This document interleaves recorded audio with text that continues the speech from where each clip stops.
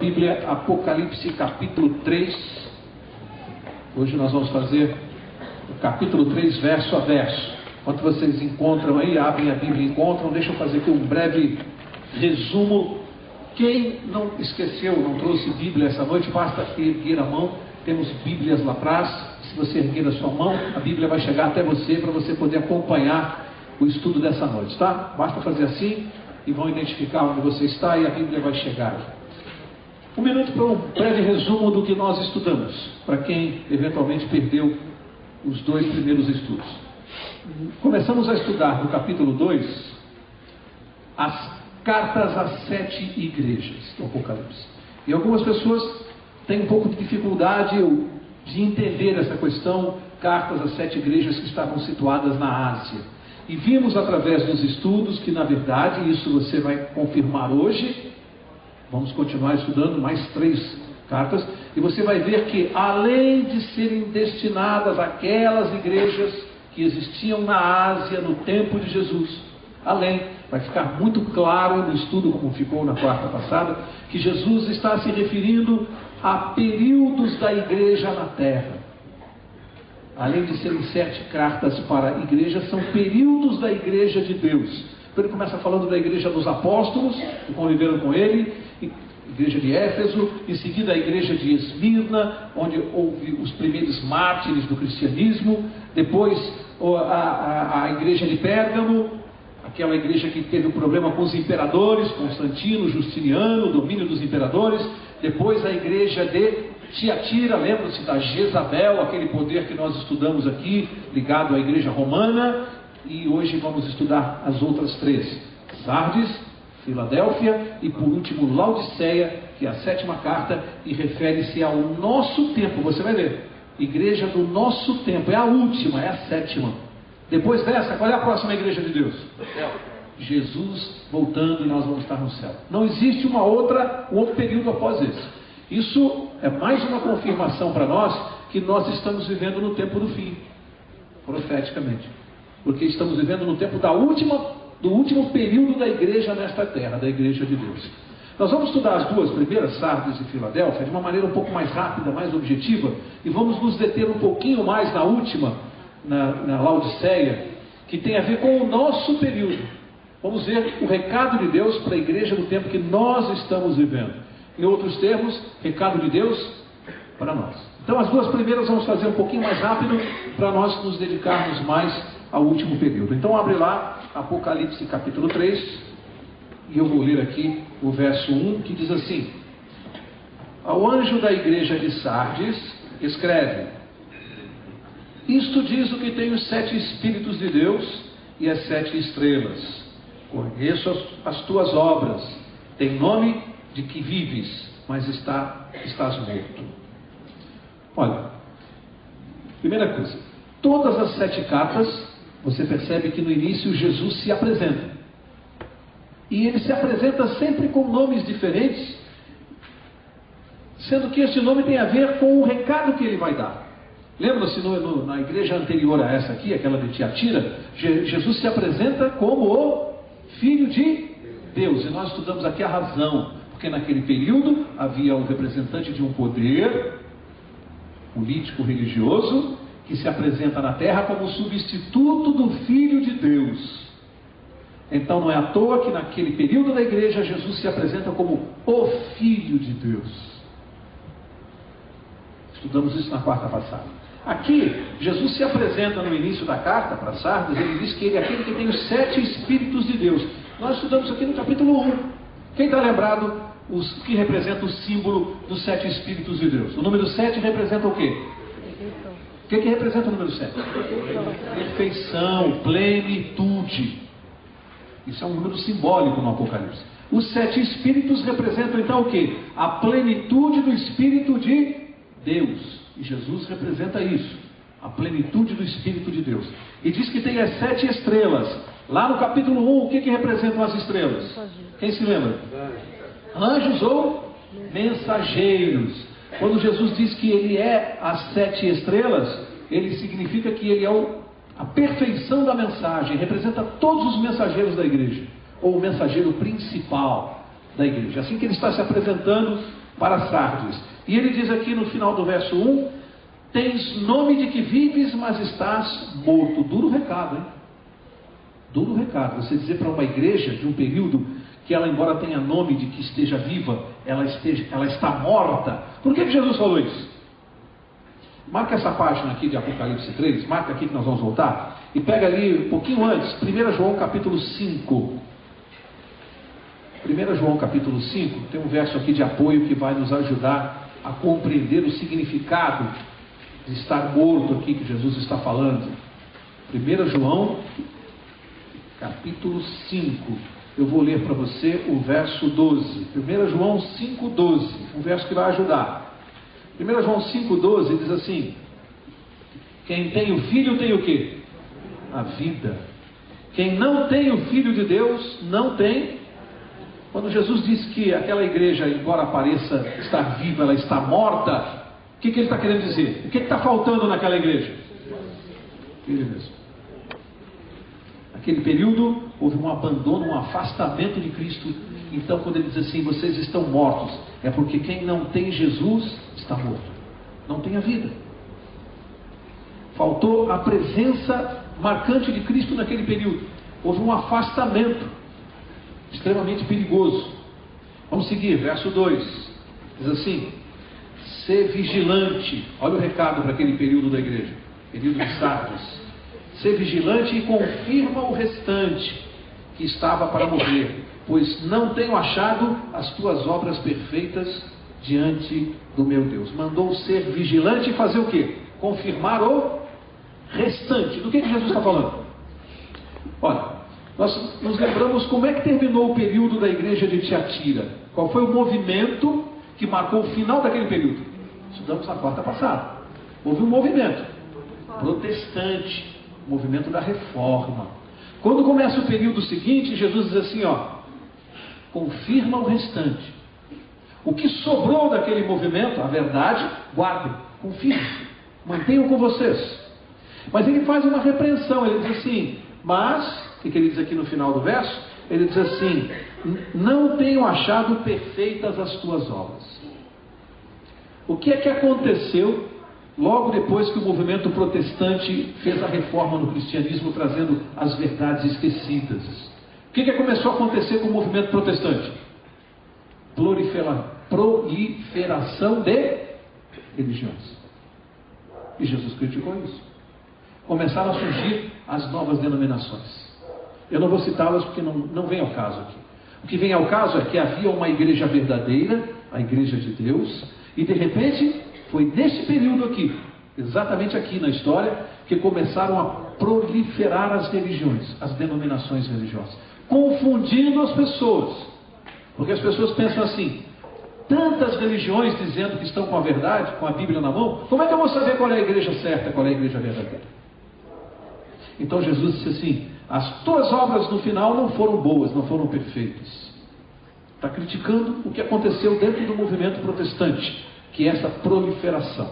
Verso 3: lembra-te, pois, do que recebeste e ouviste, e guarda-o, e arrepende-te. Mas se não vigiares, virei sobre ti como um ladrão, não saberás a que hora sobre ti virei. Qual é o conselho de Jesus? Lembra-te do que recebeste e ouviste. Amigos, essa mensagem, esse recado vale para todos nós. Todas as vezes que nós recebemos a verdade de Deus, o recado é, lembra disso, guarda, te arrependa e mantenha contigo a verdade, pratique. Porque logo em seguida, o que o inimigo de Deus, Satanás, fez quando a verdade, naquele período da idade escura, havia sido escondida? De repente Deus proveu um movimento para trazer a verdade de volta, a reforma, e de repente aquele povo não conseguiu guardar a verdade e ela saiu aí se desmembrando, se dividindo entre as igrejas. Deus está nos repreendendo, dizendo assim, se você e eu, Mauro e vocês, não guardarmos a verdade de Deus, logo logo nós vamos estar confusos junto com a mentira. Porque Satanás é mestre em fazer esse trabalho. É mestre. Nós temos que confirmar a verdade conosco, guardarmos, somos guardiões da verdade. E olha, essa questão da proliferação das religiões foi o instrumento mais inteligente que Satanás usou. Ele descobriu, logo naquele período de Esmirna, que perseguir e fazer mártires só fez crescer o cristianismo. Quanto mais cristãos eles jogavam nas fogueiras, mais o cristianismo saía fortalecido, porque mártir impressiona as pessoas. Ao invés de destruírem o cristianismo, as pessoas ficavam cada vez mais convictas de que ali estava a verdade, porque há uma força muito grande quando você faz um mártir. O que Satanás descobriu? Não se combate o cristianismo matando o cristão. Isso é burro, isso não é inteligente. Ele pensou, vou fazer amizade com eles, vou entrar dentro da igreja e vou deturpar a doutrina. Isso é muito mais inteligente. É muito mais fácil você destruir o cristianismo entrando nas igrejas e deturpando a doutrina verdadeira do que você matando o cristão em praça pública. E daí as religiões começam a proliferar, porque ele mudou a tática. E Jesus, sabendo disso, disse assim: confirma o que você tem, guarda com você, se mantém firme no que você aprendeu, na verdade, porque ele vai trazer o engano, vai trazer o erro para confundir. Vamos seguir, verso 4. Mas também tens em Sardes algumas pessoas que não contaminaram as suas vestes, e comigo andarão vestidas de branco, pois são dignas. A questão das roupas brancas nós vamos falar num verso mais adiante. Aqui eu vou ficar na expressão não contaminaram as suas vestes. A quem Jesus está se referindo? Aqueles que vieram da reforma e que conservaram o restante, guardaram a mensagem, se mantiveram firmes na verdade. Então ele diz assim, embora seja um período de muita infidelidade na igreja em relação à verdade, alguns não contaminaram as suas vestes. Alguns se mantiveram fiéis. Esse período aqui de Sardes vai do ano de 1517 ao ano de 1821. É um período de pouco mais de 300 anos. E foi um período estratégico importante, de uma mudança, onde a igreja da reforma chegou, a igreja da reforma não, desculpe. O movimento da reforma, o movimento protestante, fez profundas incursões no cristianismo, trazendo de volta aquilo que havia sido esquecido, aviltado, atrapalhado durante a Idade Escura. E aí nós vamos chegando no final desse período com um problema. Jesus está dizendo, ok, vocês fizeram muito bem o trabalho, mas não se mantiveram fiéis, apenas alguns, e as seitas estão proliferando, para chegar no próximo período. Verso 5. O que vencer será vestido de vestes brancas. Mais à frente nós vamos ver o que é isso. De maneira nenhuma riscarei o seu nome do livro da vida, mas confessarei o seu nome diante de meu Pai e diante dos seus anjos. Duas coisas aqui. Vestes brancas. Vamos ver o que significa o símbolo de roupas brancas no Apocalipse, porque essas vestes brancas vão aparecer em outros versos. Então vamos desvendar isso aqui. Marca essa página, vai até Apocalipse 19. Apocalipse 19 vai explicar o que é isso, o que simboliza essa expressão, roupa de linho fino, vestes brancas. Tem um símbolo aqui. Apocalipse 19, verso 8, diz assim: foi-lhe dado que se vestisse de linho fino, resplandecente e puro. O linho fino são os atos de justiça dos santos. O que simbolizam as vestes brancas no Apocalipse? Atos de justiça de quem? De Cristo, comunicado aos santos. Toda vez que o Apocalipse mencionar as roupas novas, de linho fino, as vestes brancas, ela está falando da justiça de Cristo, que é muito diferente da nossa. Então quando fala, vou vesti-los com as vestes brancas, eu vou comunicar a minha justiça, e eles que são pecadores serão justificados pela fé. Serão justificados, é a justiça de Cristo em mim e em você. Isso é representado por roupas brancas, vestes brancas. É como se eu chego aqui pecador, aceito Jesus como meu Salvador, me arrependo. Nesse momento Jesus tira a minha roupa suja do pecado e me coloca uma roupa branca que simboliza a pureza e simboliza a justiça dele. Então eu, embora pecador, com as roupas brancas de Cristo, eu estou justificado. É isso que esse verso está dizendo. O que vencer, ele será justificado. Ele terá as vestes brancas de Cristo. E diz que o nome dele jamais será riscado do livro da vida. Que coisa interessante aqui, sabe? Porque alguns de nós que possamos estar aqui esta noite, podemos não significar nada nessa terra.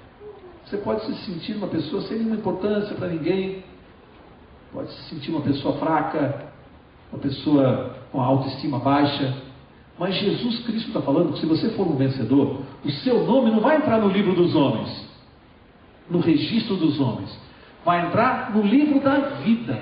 Você é pouca coisa? Eu vou perguntar, o que você prefere? Ser o presidente da república da maior nação desta terra, com todas as honras desse mundo por 80 anos, 50 anos, famoso, glorificado? Ou você prefere entrar no livro da vida e ser conhecido perante a eternidade e respeitado? Você escolhe. Jesus está dizendo assim, no livro dos homens, você pode, se você quiser se dedicar, mas o que ele está prometendo para nós é a eternidade no livro da vida. É você ser famoso por uma outra razão, para toda a eternidade. É pouco isso aqui que ele está prometendo para nós? Você troca isso aí por fama aqui na terra? Eu não troco não. É isso que ele está prometendo. Vamos seguir? Para encerrar esse capítulo, verso 6, todas as cartas terminam com esse verso. Todas. E não é à toa, porque esse verso diz muito. O verso 6 diz assim, quem tem ouvidos, ouça o que o Espírito diz às igrejas. Todas as cartas. E aí eu perguntei aqui na quarta passada e vou continuar perguntando. Tem alguém que veio aqui essa noite que não tem ouvido? Tem alguém que veio sem ouvido? Então esse recado aqui para quem é? É para mim, para você. Faz assim, porque você tem ouvido e eu também tenho. Então quando Jesus fala assim, quem tem ouvido, ouça o que o Espírito Santo diz às igrejas, ele está dizendo assim, você que está sentado aí, se liga, fica esperto, fica ligado. Esse recado é para você. Cada palavra aqui é para ouvir. Quem tem ouvido é para ouvir esse recado aqui, que é muito sério. Agora vamos passar para o outro período da igreja, a igreja de Filadélfia. Apocalipse 3, verso 7. Diz assim, ao anjo da igreja de Filadélfia escreve, isto diz o que é santo. Outra vez Jesus se apresentando, ele é santo. O que é verdadeiro, é ele mesmo. O que tem a chave de Davi, o que abre e ninguém fecha, e fecha e ninguém abre. Interessante essa expressão aqui. Primeiro, o período da igreja de Filadélfia vai de 1821 a 1844. Período mais curto da igreja. Dos 7 períodos, esse é o mais curto. 1821 a 1844. Em 1844 começa o último período, que é o nosso e que vem até nós e vai até a volta de Jesus. Nesse período pequeno, Jesus se apresenta dessa maneira e diz que ele tem a chave de Davi. Ele menciona Davi porque Deus, o próprio Cristo, é que deu autoridade a Davi para ser rei de Israel. A autoridade de Davi era um símbolo da própria autoridade de Cristo. Não é à toa que ele aqui na terra foi chamado o filho de Davi. Lembra-se quando Jesus, filho de Davi, porque Davi tinha um reinado, um poder, uma autoridade que era símbolo de Cristo. Aqui ele diz que ele tem a chave de Davi. O que a chave representa? Autoridade, poder. E está explicado, porque ele diz ele é o único que pode. O que ele diz aqui? Vamos ler. O que abre e ninguém fecha, e fecha e ninguém abre. Tem toda a autoridade. Pergunto, que porta é essa que Jesus abre e ninguém fecha? E fecha e ninguém consegue abrir? Que porta é essa? Da graça, da salvação. A porta da salvação e da graça, só Jesus pode abrir e fechar. Ninguém mais pode fechar.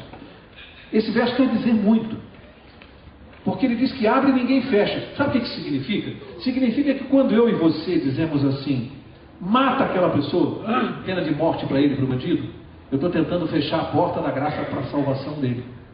E se eu matar, onde fica a salvação dele? Ele perdeu a oportunidade de se arrepender. Eu estou retirando dele a oportunidade de se arrepender. Eu estou tentando fechar uma porta que só Jesus pode fechar. O cristão não pode aceitar pena de morte a pretexto nenhum, porque a porta da salvação só Jesus pode fechar. E ai daquele que retirar de alguém a possibilidade de salvação. Essa é para pensar em casa. Ai daquele que retirar de alguém a possibilidade de salvação. Jesus é o único que tem autoridade e poder para fazer isso. Verso 8. Conheço as tuas obras. Interessante como Jesus repete muito essa expressão nas cartas, né? Conheço as tuas obras, demonstrando onisciência da nossa vida, dos nossos pensamentos, de todas as pessoas. Conheço as obras desse período da igreja. Ele diz: diante de ti pus uma porta aberta, que ninguém pode fechar. Sei que tens pouca força, entretanto guardaste a minha palavra e não negaste o meu nome. Aqui estão, nesse pequeno período, aqueles que vieram do período de Sardes e que não contaminaram as suas vestes, que trouxeram a verdade pura. Amigos, prestem atenção numa coisa. Desde o primeiro período, lá de Éfeso, da igreja apostólica, até aqui, com todos os atropelos, as batalhas, as perseguições, as mortes, a Jezabel, o Balaão, os Nicolaitas, com tudo que Satanás fez para conseguir tirar a doutrina genuína de Cristo, a verdade, para que não chegasse até nós. Chegamos nesse período agora, pertinho de nós, e Jesus está dizendo que ainda tem um povo que está trazendo a verdade. Deus nunca deixou a verdade se perder. Nunca. Sempre alguém veio com a bandeirinha da verdade. Esse povo atravessou os séculos e a verdade nunca se perdeu. Quem protegeu a verdade? O próprio Cristo Jesus. Portanto, é impossível que alguém chegue hoje e diga assim: ah, Mauro, não é possível. Desde o tempo de Cristo, há 2000 anos atrás, até hoje, a verdade já se perdeu pelo caminho, já foi deturpada. Não foi não, porque o próprio Jesus Cristo está dizendo aqui que a verdade dele está chegando aqui até nós. Já está pertinho, está no período passado. E já vamos chegar no próximo e você vai ver. Se a verdade de Jesus chegou até mim e você.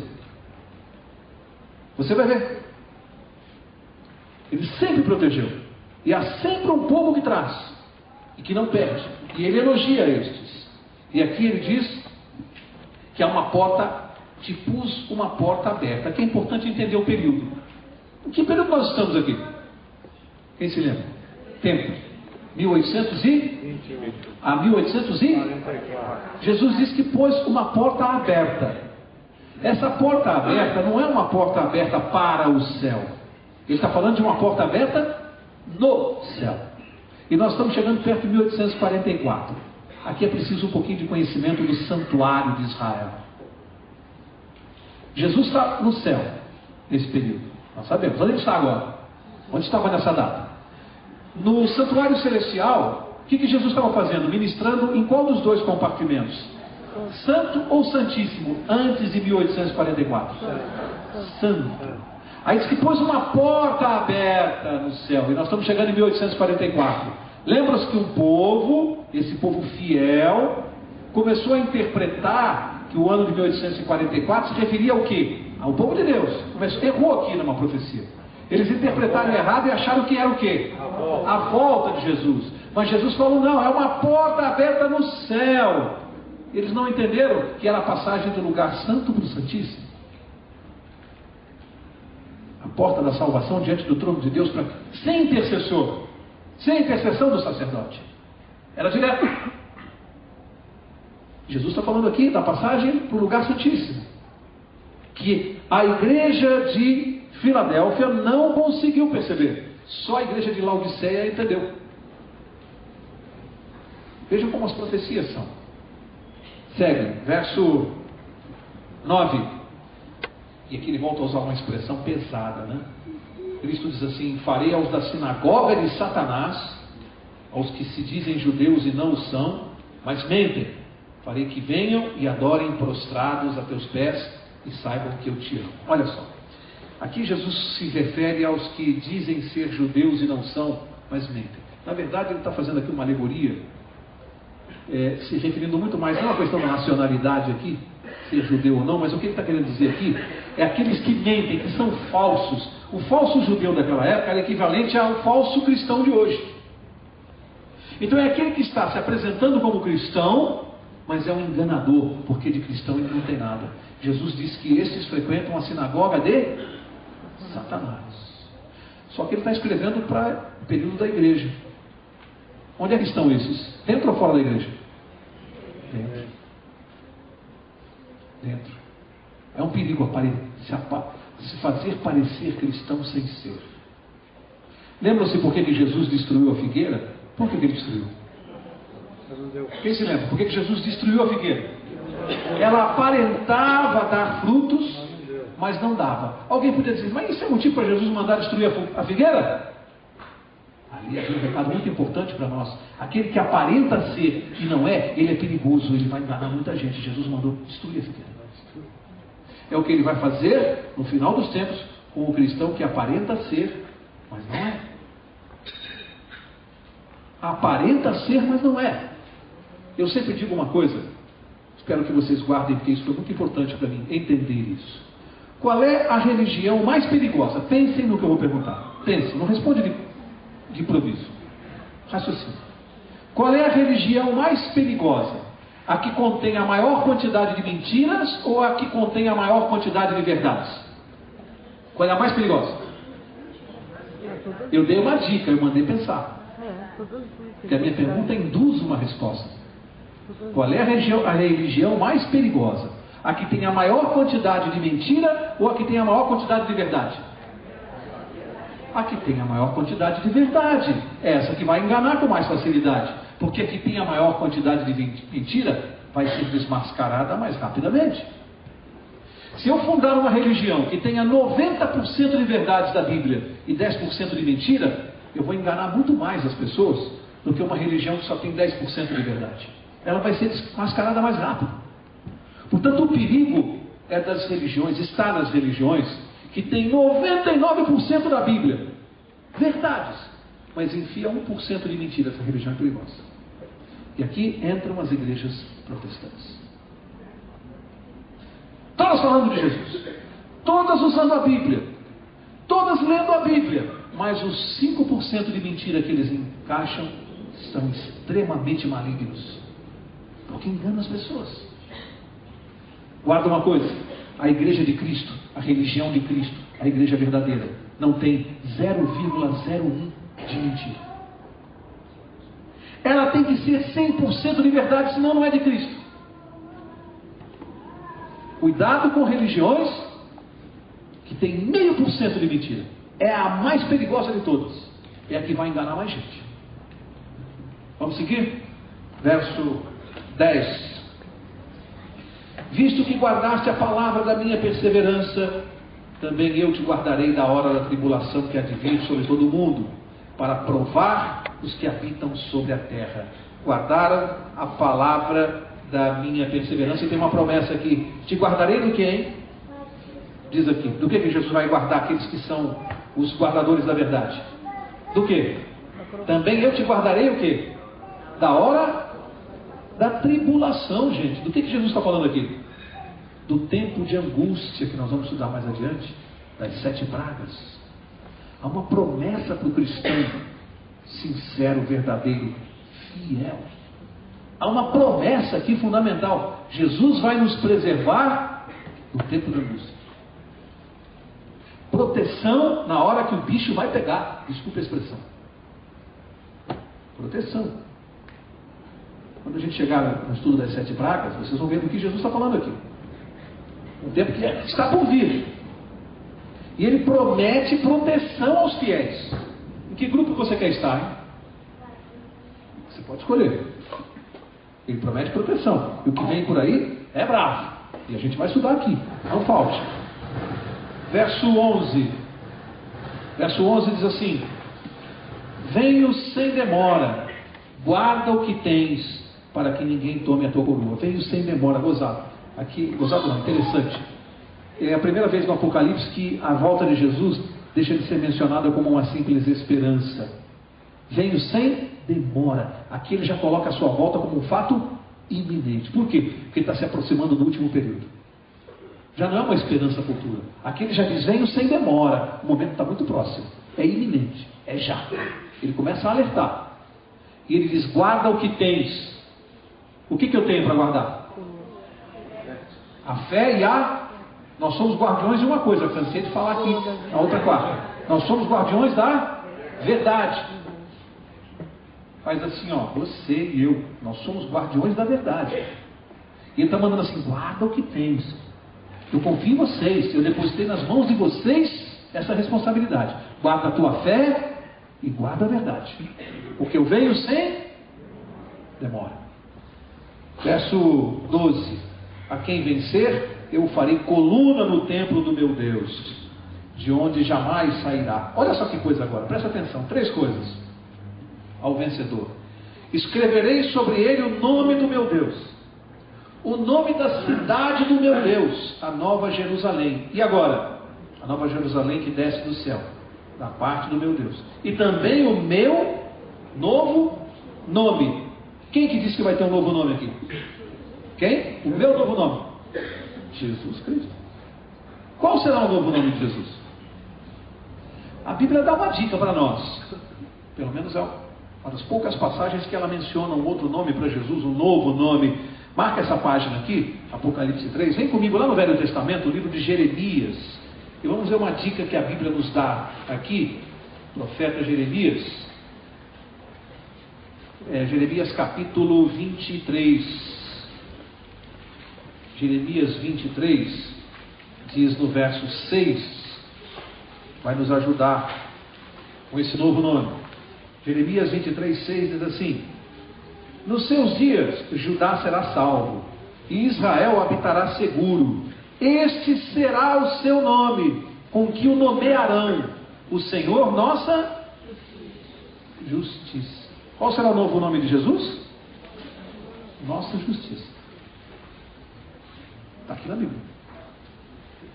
Interessante, porque essas 3 marcas Jesus vai colocar no vencedor: o nome do seu Deus, o nome da Nova Jerusalém e o novo nome dele. E aqui me faz lembrar uma história que eu achei interessante. É uma ilustração. No tempo da guerra, queriam mandar uma garotinha de 4 anos de volta para sua terra na guerra. Queriam salvá-la, tirá-la dali. Os pais moravam lá na sua cidade e a menina estava com parentes. E os parentes, para tirarem a menina da guerra, 4 anos queriam devolvê-la para sua terra, numa viagem de trem. Mas havia uma imposição: nenhum dos parentes poderia acompanhá-la. Ela teria que viajar sozinha. 4 anos. Uma viagem de trem. Os parentes, para salvar a menina e por amor a ela, tiveram uma ideia. Resolveram colocar uma placa na menina, na frente o nome dela e nas costas o endereço dela, o nome da cidade. E tiveram uma ideia: colocaram a menina no trem, no bagageiro, junto com as malas, etiquetada junto com as malas. E ali a menina viajou sozinha, atravessou a fronteira em segurança e chegou na sua terra, quando estava lá no ponto final do trem, na estação. A mãe aflita esperando. E como a menina estava junto com as bagagens, com o nome tudo certinho, a mãe na hora já pegou a filha, abraçou, choraram. A menina viajou direitinho junto com as bagagens. Sabe? Muitos de nós estamos fazendo a mesma viagem. Alguns de nós talvez não estejamos viajando na primeira classe. Alguns estejam se sentindo viajando junto com as bagagens nesse mundo aqui. Mas está preocupado com o quê? Você está etiquetado, está lá, Nova Jerusalém, tem o nome do seu Deus, e o pai está aflito na estação te esperando. Você está preocupado com o quê? Alguém está se sentindo viajando com as bagagens aqui agora? Está mal a tua vida? Mas para onde você vai? Você pode ter certeza que o pai vai estar na estação te esperando. Você vai chegar lá. Nova Jerusalém, está na tua etiqueta, está na bagagem. Isso, ele está selando a gente. Está botando etiqueta com todo amor e carinho. E diz assim: fica tranquilo, confia em mim, você vai chegar. Está próximo, hein? Não pensa que só tem historinha, porque isso está próximo. Verso 13, terminam todas as cartas assim, né? Quem tem ouvidos, o que faz? Ouça o que o Espírito diz às igrejas. Agora vamos começar para encerrar o estudo aqui, a última parte, igreja de Laodiceia. Esse é o nosso período. Vai de 1844 até nós aqui hoje. Nós estamos vivendo esse período aqui. Portanto, amigo, isso que nós vamos estudar aqui agora, Jesus mandou escrever, não, ditou, né, para João, para nós, igreja de Laodiceia. Para nós, aqui é direto o recado. Nós estamos vivendo aqui nesse período. Vamos lá, verso 1, diz assim: ao anjo da igreja de Laodiceia escreve: assim diz o Amém, a testemunha fiel e verdadeira, o princípio da criação. Interessante, porque eu já vi, infelizmente, algumas pessoas que deturpam a palavra de Deus, tomarem esse verso aqui, para dizer que quando Jesus se apresenta como o princípio da criação, alguns aqui sustentam que isso significaria que Jesus também foi criado.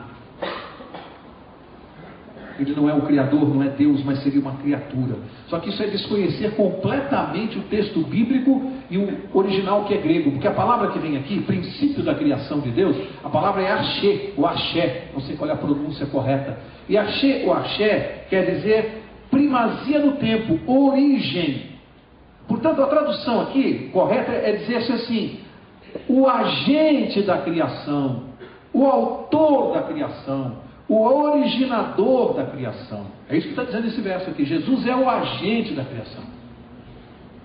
Senão haveria uma contradição na Bíblia. João, lá no capítulo 1, mesmo autor de Apocalipse, diz que ele é o verbo. No princípio ele estava com Deus e ele era Deus. Todas as coisas foram feitas por meio dele. Haveria uma contradição. João diz que ele é o Criador, lá no Evangelho, e aqui diz que ele é criatura. Isso é desconhecimento bíblico. Que aqui ele é o agente da criação. Verso 15. Conheço as tuas obras. De novo, olha, Jesus insiste com essa frase. Conheço as tuas obras. Está falando para nós agora, hein? Nosso período. Olha só, gente. Presta atenção nisso aqui. Que nem és frio, nem quente. Quem dera fosses frio ou quente. Aqui é uma baita de uma reprovação.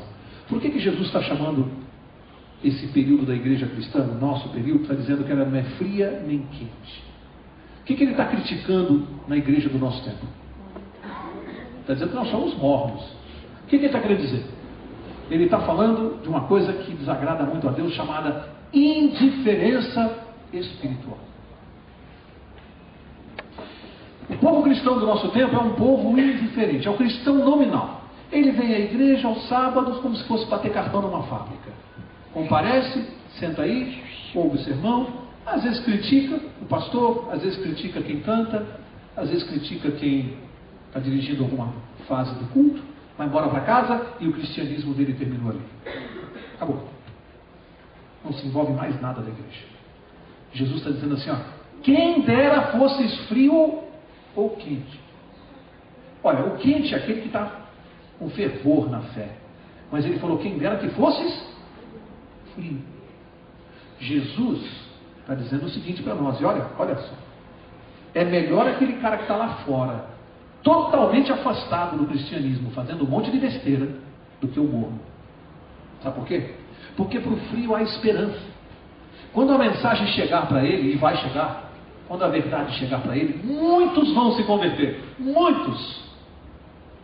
Mas para o morno não tem mais jeito, já ouviu a verdade, sabe de tudo, está sentado aí e não se converteu.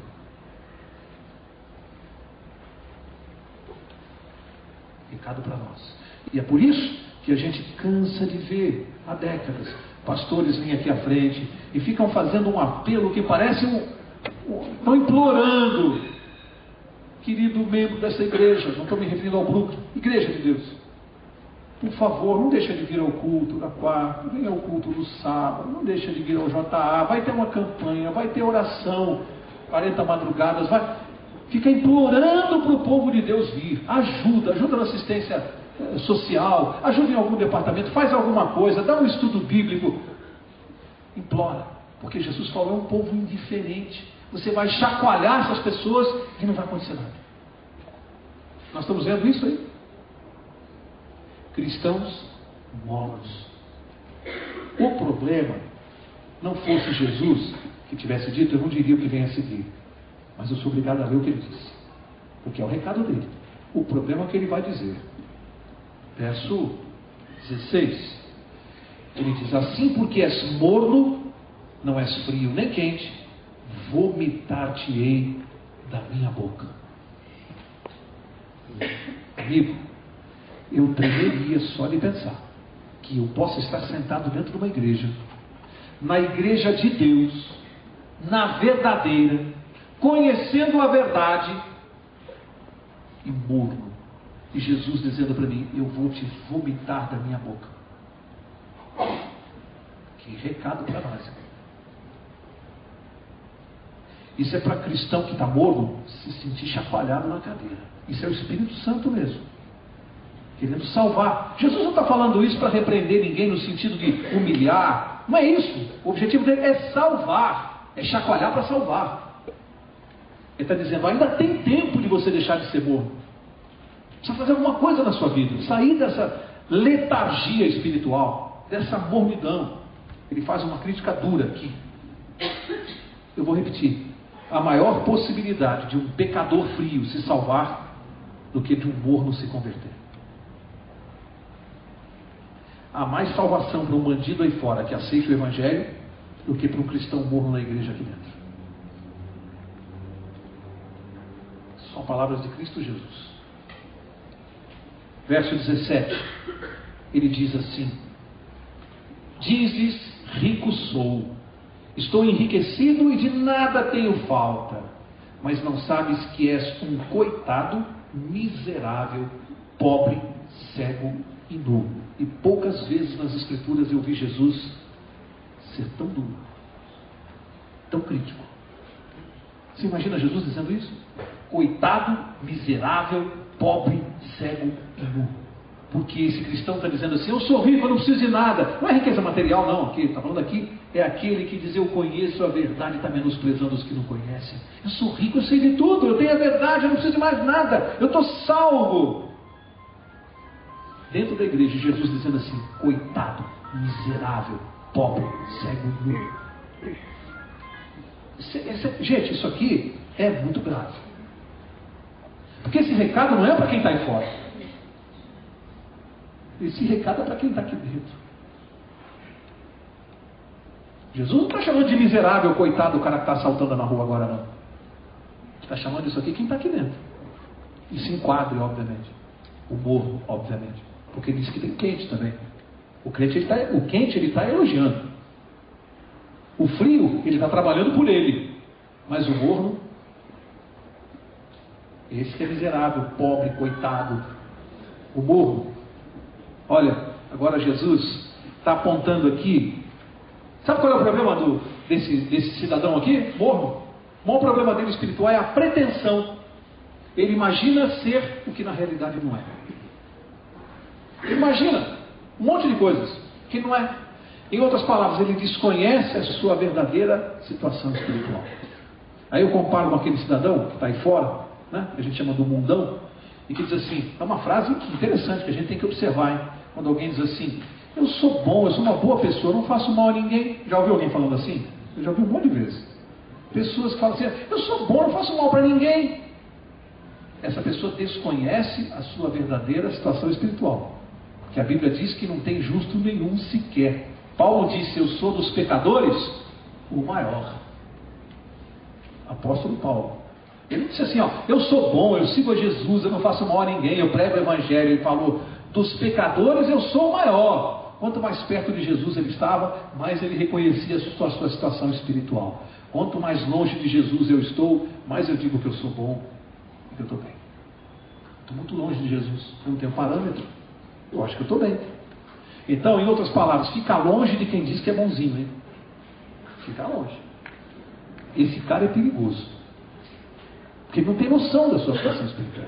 Agora, olha os conselhos que Jesus vai dar para o morno, para nós. Verso 18. E aqui a gente vai começar a encerrar. Olha os conselhos. Aconselho-te que de mim compres ouro refinado no fogo, para que te enriqueças. Vestes brancas para que te vistas, e não seja manifesta a vergonha da tua nudez. E colírio para ungires os teus olhos, a fim de que veja. 3 coisas aqui nós vamos ter que entender. Ouro refinado no fogo, vestes brancas e colírio para ungires os teus olhos. Vamos deixar a Bíblia responder, porque isso aqui é muito importante, porque Jesus está dando esse conselho para nós e está mandando comprar dele. Significa que essas 3 coisas eu não posso adquirir no mundo. Não adianta entrar numa farmácia para comprar. Esse colírio que ele falou, não vende na farmácia. Essa veste branca, não, nem o melhor costureiro pode dar para você. E esse ouro você não vai encontrar no Ourives. Tem que comprar dele. Aconselho-te que de mim compres, ele disse. Então vamos ver o que são essas 3 coisas que podem me salvar. Podem me tirar da mornidão. Vamos ver? Primeira delas, ouro refinado no fogo. Pega lá, Jó, livro de Jó, verso 23. Jó, verso 23.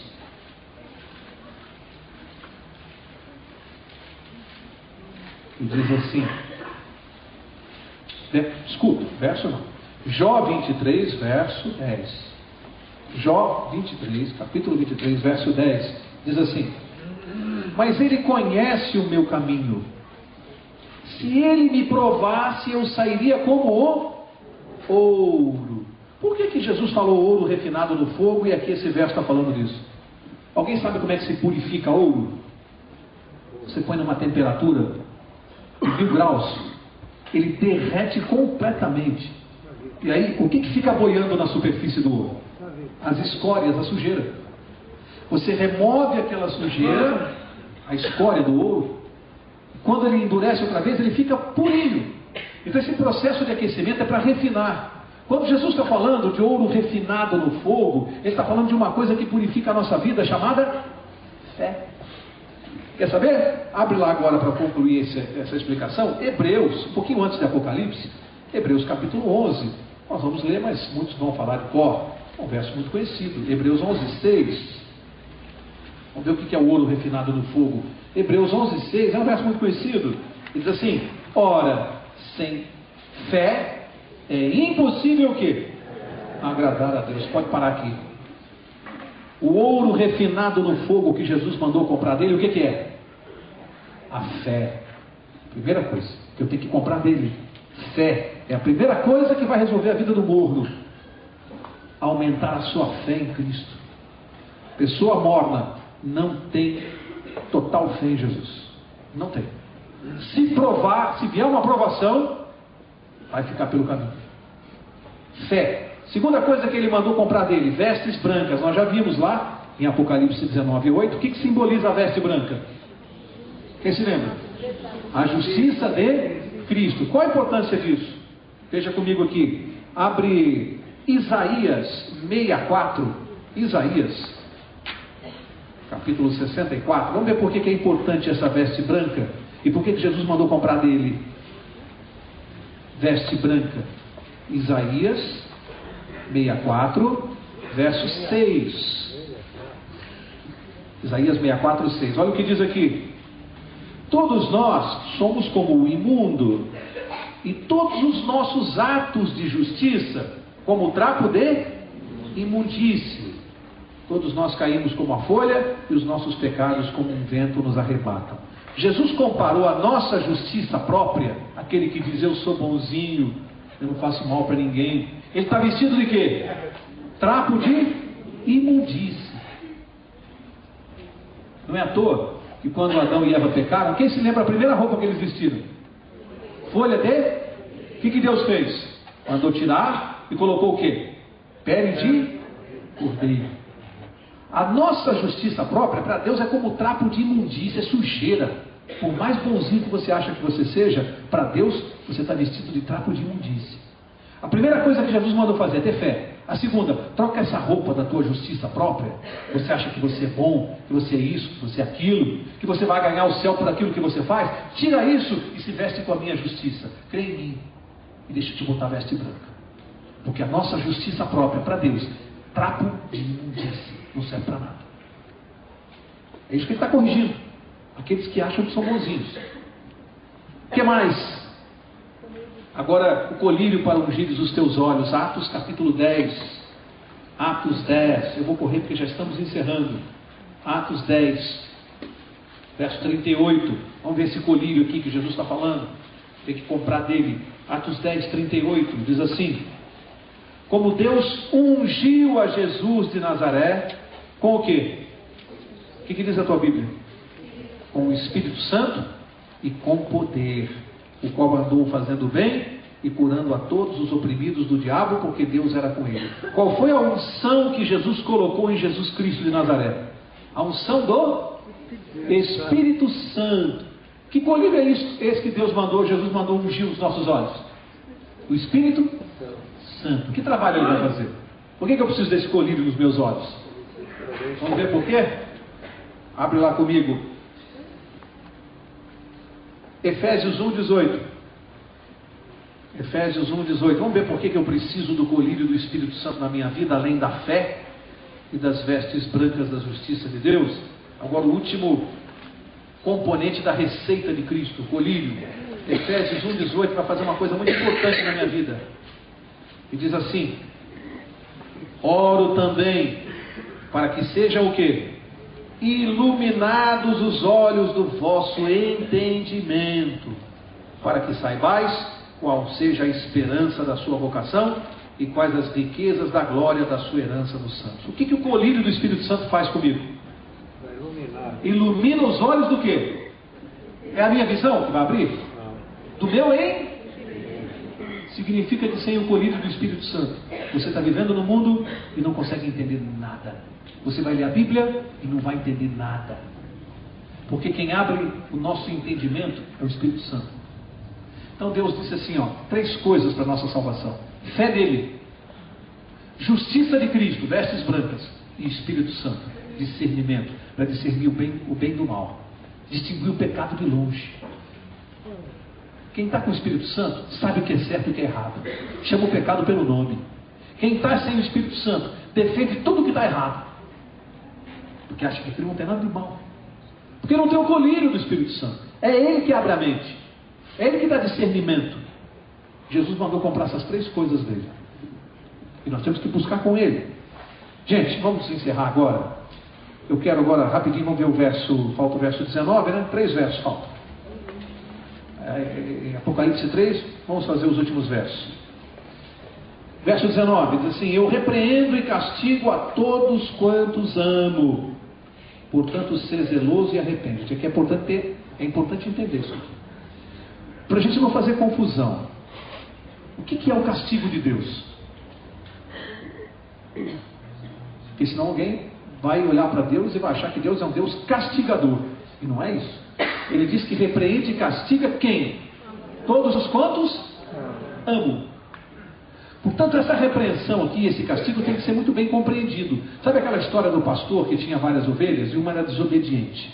Então ele ficava cuidando delas e tinha um abismo. Aquela desobediente sempre fugia do rebanho e ia sempre na direção do abismo e fazia o pastor sair correndo para ela não cair.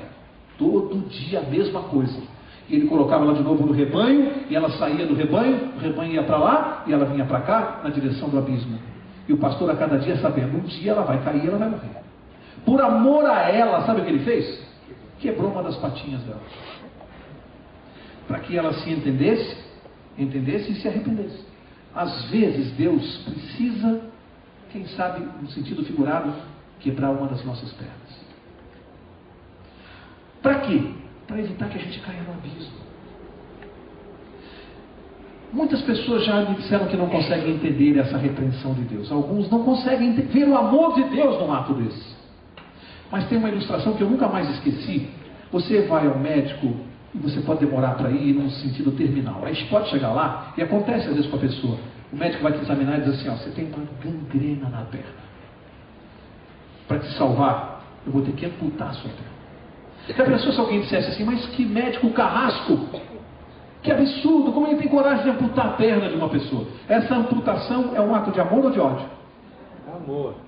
É para que a pessoa viva. Se ele não amputar, a pessoa vai morrer, a doença vai tomar conta do resto do corpo. Amigos, guarde, toda a repreensão de Deus na minha vida e na sua é um ato de amor. Se eu perder uma perna ou um braço, seja lá o que for, é porque Deus quer salvar o resto.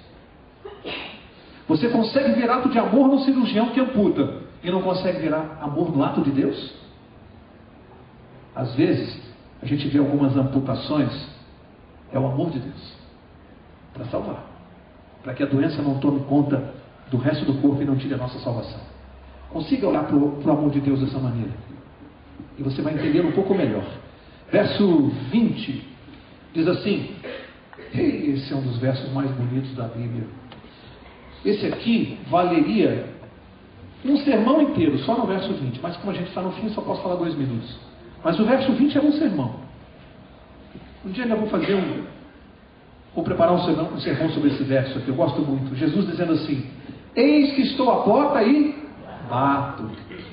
Se alguém ouvir a minha voz e abrir a porta, entrarei em sua casa e com ele cearei e ele comigo. Tem tanta coisa, mas eu vou ter que passar voando por aqui. Primeira coisa, nesse capítulo 3 de Apocalipse, Jesus falou de duas portas.